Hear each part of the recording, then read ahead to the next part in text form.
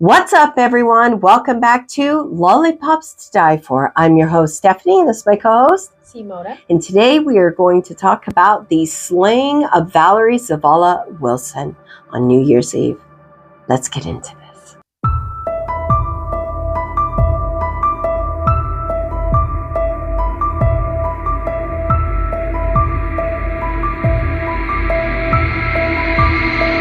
Let's get into the holidays.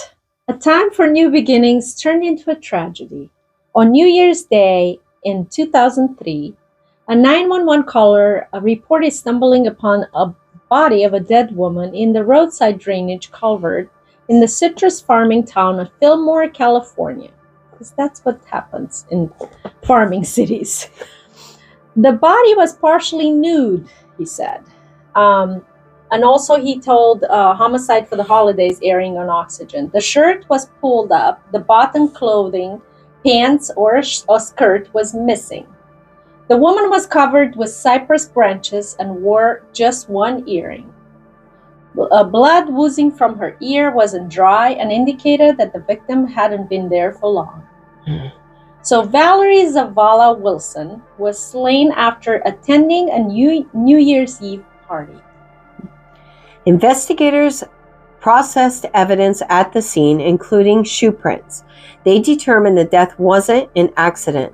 Something happened on New Year's Eve, said Jose Rivera, chief of police in Ojai. I know Ojai. A violent crime occurred. The victim was identified as 19-year-old Valerie Zavala Wilson, who had been reported missing by her family. Her parents said that Valerie was beloved in the community and said she had no known enemies. She wasn't involved in any criminal activity that we know of. Friends said Wilson had a contagious laugh. She was thinking about becoming a teacher and attending San Jose State University. She'd come home for the holidays. That didn't go so well. Police learned that Wilson had attended a New Year's Eve party thrown by a friend.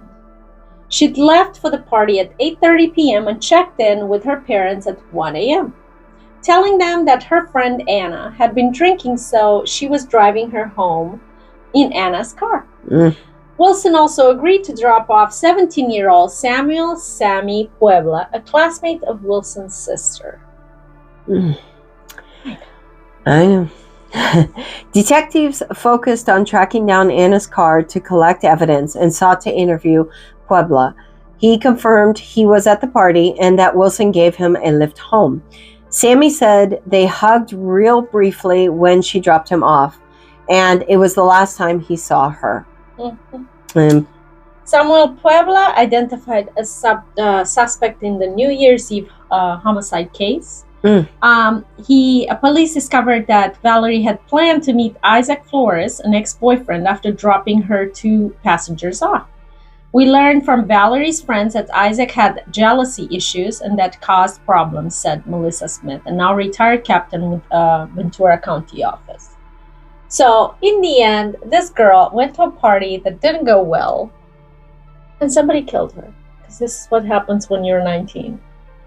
Back in our days, this type of stuff didn't end up necessarily like this. Yeah, right.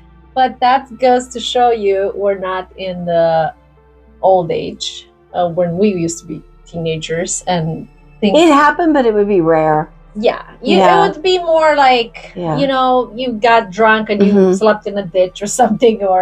But now, as you can see... I don't know, did you sleep in a ditch? Never. Yeah. I had an obsession for not getting drunk outside my house. Oh, really? Yes. What happened now? No, outside. No. If anything, I would do it at your house. But no, I think at that age. See how times have changed. But I think at 18, 19, I don't think I was. I think we were way more cautious. I think it wasn't It wasn't a scary time, not like it is today. Well, today's very dangerous. But also, let me tell you something. When we used to go out and party, because we would club, we were in our 20s and 19s. We had few rules. One of them was you never went home. You were not allowed to go home by yourself. So you always had to be with either another chick in the group or some guys in the group. And also, you could never leave with the guy unless the guys in the group were very sure of who this guy was. Yeah. But now this girl basically was just dropping off a classmate. Yeah. So the classmate, who knows, decided to hit her in the head and kill her, and left her parents without the daughter. But yeah, it's not necessarily from a perspective of crime the most outrageous one, but we wanted to bring it up as, guess what? Holidays are coming and teenagers are going to start going partying. And it doesn't matter if it's the holidays or not, crime still happens. Yeah. But if you have teenagers, I guess even the ironic part into all this is she did check in with her parents at 1 a.m. So they knew that she was on the way. Yeah. That didn't make it better. True. She still lost her life. So true. In the end, just beware and be safe on the holidays, and don't get partying to party with. Don't get too wasted. Yes. To not know what's going on. Right. Yeah. Yeah. But you always got to stay strapped. Stay strapped. But thank you guys for joining us. Until the next time. The truth is always scarier.